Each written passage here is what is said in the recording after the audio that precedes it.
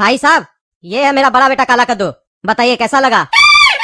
देखिए भाई साहब, लड़का कैसा भी हो उससे कोई फर्क नहीं पड़ता है। खूबसूरत हो या बदसूरत हो उससे कोई फर्क नहीं पड़ता है।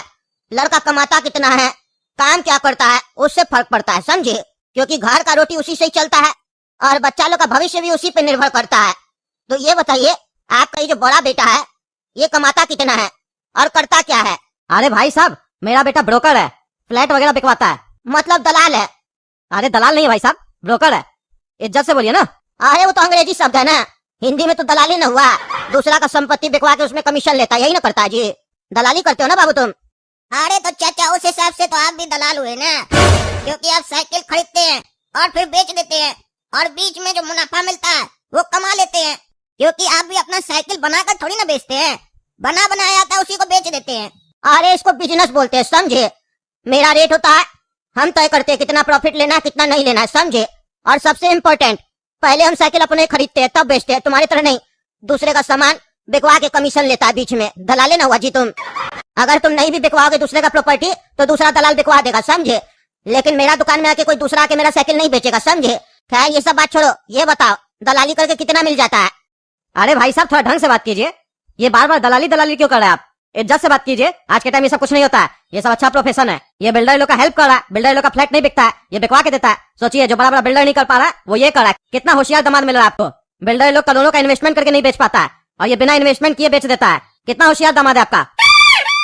और ताजुब का बात यह है, बिल्डर लोग 1 करोड़ में बेचना चाहता है, फ्लैट नहीं बिकता है। ये 1 करोड़ 10 लाख में बेचता है। 10 लाख क्योंकि इसका कमीशन होता है तो भी बिक जाता है। देख रहे कितना होशियार है लड़का। इसको दामाद बना लीजिए, फायदा में रहिएगा। अरे देखिए वो सब तो भाई साहब ठीक है, हमको इससे फर्क भी नहीं पड़ता है, हमको नोट से फर्क पड़ता है, नोट से। कमाता कितना है लड़का, महीने का कितना कमा लेता है ये बताइए? अरे आ जाता है यही कुछ 3-4। 3-4 करोड़? नहीं, 3-4 लाख महीने का। अच्छा, 3-4 लाख कमा लेता महीने का। सही है, कमाई खराब नहीं है, लड़का ठीक कर रहा। मेरे हिसाब से तो हमको कोई दिक्कत नहीं है, लड़का का कमाई अच्छा है तो लड़की तो खुशी रहेगी। अरे तो चाचा, कम से कम लड़की को बुला के पूछ तो लीजिए, लड़का पसंद है नहीं पसंद है। ऐसा नहीं आप रिश्ता तय कर दीजिए, बाद में लड़की बोले लड़का हमको नहीं पसंद है। एक बार रिश्ता हो जाने के बाद अगर टूट जाता है ना चाचा तो बदनामी होता है, लोग थूकता है। और हम नहीं चाहते मेरे ऊपर या मेरे फैमिली के ऊपर कोई थूके। एक बार को मेरे फैमिली के ऊपर थूक भी दे तो चलेगा, लेकिन मेरे ऊपर कोई थूकेगा तो हम उसका मुंह नहीं तोड़ देंगे। क्योंकि एक बार रिश्ता टूट गया तो काला कद्दू का शादी होने में बहुत दिक्कत आएगा, और इसका शादी नहीं होगा तो मेरा भी नहीं होगा। मेरा भी अगर रिश्ता आएगा तो समाज वाला लोग उसको बोलेगा कि इस लोग का परिवार अच्छा नहीं है, रिश्ता हुआ था टूट गया। कहीं पे भी खाता खोला जाता है ना तो मिला लिया जाता है, कागज वगैरह वेरीफाई कर लिया जाता है, इसीलिए हम चाहते हैं एक बार वेरीफाई कर लीजिए। अरे तुम कौन चीज का दलाल है रे, शादी वादी करवाता है क्या? अरे चाचा, हमको छोटा मोटा आदमी नहीं समझिए, हम वकील है, वकील। शादी करवाते नहीं है, शादी करवाते हैं। अच्छा, कितना कमा लेता है रे तुम? चाचा कोर्ट में हम कोई मेरे पास आता ही नहीं अपना केस लेके, लेकिन जिस दिन आएगा उस दिन हम कमाएंगे, फिर आपको बताएंगे हमको कितना मिला। अगर आपको अपना पत्नी को तलाक देना है तो हमको बताइए, हम करवा देंगे, मेरा कमाई भी स्टार्ट हो जाएगा। और अगर आपकी कोई दूसरी बेटी है तो मेरा उससे शादी करवा दीजिए और निश्चिंत हो जाइए, मेरा भविष्य सुनहरा है। नहीं, मेरी अभी फिलहाल कोई दूसरी बेटी नहीं है, तुम शांति रखो, समझे? लड़की से पूछने का जरूरत नहीं है, हम उसका पिताजी है ना, वो मेरा सब बात मानती है, वो हमको बोली भी है लड़का आप पसंद कर ली। भाई साहब, शहनाई बजाइए, घर में ढोल वोल बजवाइए और जल्दी से पंडित जी को बोल के मुहूर्त निकलवाइए। अच्छा मुहूर्त देख के जल्दी से दोनों का हाथ पीला कर देते हैं। अरे चाचा, सब काम हम ही लोग करेंगे तो आप क्या कीजिएगा? अरे बाबू, लड़का का शादी हो रहा है, समझे? लड़का वाला लोग का जिम्मेदारी होता है, लड़की वाला लोग का क्या जिम्मेदारी होता है? सूटकेस में नोट भर के देने का। नोट आएगा तुम लोग के यहाँ, वो भी एकदम नया नया बैंक से निकल के। तुम्हारा बाप जो है ना 50 लाख रुपया मांगा है दहेज में। अरे पापा, क्या सुन रहे हैं आप? दहेज मांगे हैं, वो भी 50 लाख रुपया? आपको मना किए थे ना कि हमको दहेज वगैरह नहीं चाहिए। अरे तुम्हारे लिए नहीं ले रहे पापा, पागल, मेरे लिए ले रहे। मेरा शादी करवाएंगे तो उसमें खर्चा होगा ना, सारा पैसा तो तुम्हारा शादी में खर्चा हो जाएगा, तो फिर मेरे लिए क्या बचेगा? नेक्स्ट ईयर तो मेरा भी होगा फिर, और ऐसे भी हमको कोर्ट में अपना ऑफिस खोलना है। अरे चुप रहे तुम पागल, ये शादी हम नहीं करेंगे, क्योंकि हम यहाँ पर खरीद और बिक्री करने नहीं आए हैं, शादी करने आए हैं। बिना पैसा के अगर शादी होगा तो हम करेंगे, वरना नहीं करेंगे। अरे काला कद्दू, सुनो, मेरे साथ आओ तुम। अरे भाई साहब, कहाँ ले जा रहे मेरा बेटा को? अरे 2 मिनट शांत रहिएगा आप। काला कद्दू, मेरे साथ आओ तुम। अरे चाचा, ये क्या है? आप अंधेरा करके कमरा में हमको क्यों खड़ा कर दिए हैं? क्या कर रहे हैं? अरे चलो बेटा, बाहर चलो, वहीं बताते हैं। अरे काला कद्दू, कहाँ ले गए थे चाचा तुमको? हाँ बेटा, कहाँ ले गए थे? अरे वही तो हम भी समझने का कोशिश कर रहे तब से। कि हमको अंदर लेकर लाइट बंद करिए रूम का, और पूरा रूम में अंधेरा था। हम पूछे हमको अंधेरा में क्यों खड़ा कर दिए, तो बोले चलो बेटा बाहर चलो बताते हैं। अब चाचा बताएंगे तो पता चलेगा। अरे भाई साहब, कहाँ ले गए थे मेरा बेटा को? अंधेरा कमरा में क्यों खड़ा किए थे बच्चा को? अरे भाई साहब, आपका जो लड़का अभी शब्द बोला था ना कुछ देर पहले कि हम दहेज के खिलाफ है, हम दहेज नहीं लेंगे, तब हमको लगा कि ये कहीं वही हीरा तो नहीं है जिसका हम तलाश कर रहे थे। इसीलिए हम इसको जांच करने के लिए अंधेरा वाला कमरा में ले गए कि अगर ये चमका अंधेरा में तो हम समझ जाएंगे ये वही हीरा है।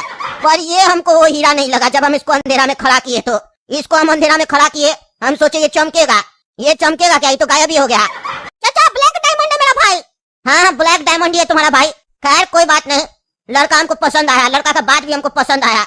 सही करे तो भाई साहब, आप ऐसा दामाद नहीं मिलेगा जो 3-4 लाख रुपया महीना कमा रहा हो और दहेज भी ना ले। ईमानदार है लड़का आपका, इससे अच्छा दूल्हा हमको नहीं मिल सकता है। अरे चाचा, शादी आप करेंगे कि आपकी बचिया? अरे बचिया करेगी। तो आप ऐसे क्यों कह रहे हैं? इससे अच्छा दूल्हा हमको नहीं मिल सकता है। दूल्हा तो आपके बचिया का होगा ना, आपका तो दामाद होगा ना। अरे वही कहने का मतलब है गधा आदमी। चलो जाओ शादी का तैयारी करो। अरे काला कद्दू कर क्या रहा है तुम? भाभी तुम्हारा इंतजार कर रही है, हाथ बढ़ाओ और ऊपर पकड़ के लेके आओ उनको। अरे ये क्या बदतमीजी है? हम इसको हाथ दी और ये थूक दी, क्या हो रहा है ये सब? और ये भाग क्यों गई? चलिए जवाब दीजिए ससुर जी, क्यों बदतमीजी की आपकी बेटी? सबके सामने उसने मेरी इज्जत उतार दी। आपको पता है 5 लाख रुपया महीना कमाते हम। कम बताए थे पापा आपको मेरे बारे में, क्योंकि हम भी पापा को कम बताए थे। बाकी हम इन्वेस्टमेंट करते थे अपना पैसा। अगर हम चाहते ना तो कोई भी लड़की हमसे शादी करने को तैयार हो जाती, पर हम आपकी बेटी से शादी कर रहे थे, वो भी बिना दहेज के। पर मेरे साथ क्या हुआ? क्या हुआ मेरे साथ? देखा ना आपने, जवाब दीजिए, ऐसा क्यों हुआ मेरे साथ?